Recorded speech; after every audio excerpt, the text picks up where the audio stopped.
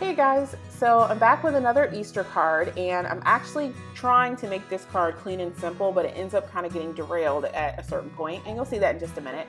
But anyways, I've protected the top fold with some post-it note tape, and I'm going over the card base with a generous coating of my EK6X powder tool because I'm going to be doing some stamping with Versamark ink and some heat embossing using some gold Wow embossing powder.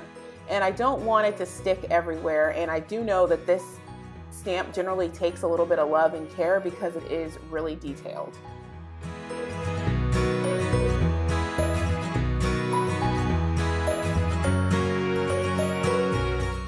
When I was heat embossing my background on, this is when I realized that I didn't press the stamp down hard enough initially, and there's a gap between the top of the card and where the stamping begins. But instead of ripping the card apart now, I'm just going to go ahead and go straight into my sentiment.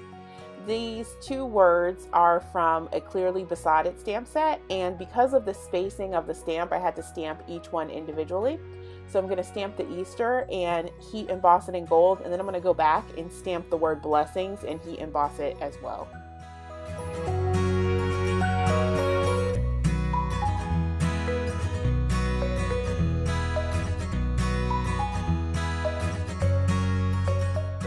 To salvage this card, because I messed up the stamping at the top, I cut the front of the card off and I trimmed down the panel 1/4 of an inch on each side and then a little sliver on the sides where the stamping didn't quite meet the top.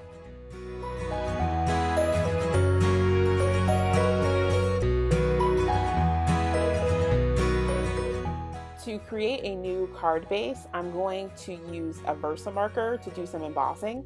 So I took the Versamarker pen and I rubbed around the edges and I coated the card with more embossing powder and heat set it using my heat tool. Now I could have used some type of glitter paper, but I didn't want it to look dimensional when I adhered everything back together. So heat embossing some embossing powder around the edges seemed like the simplest solution.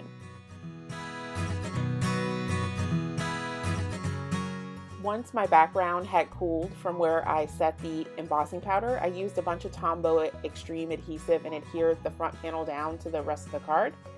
And that was it. So here's a look at the final product. Thanks for watching.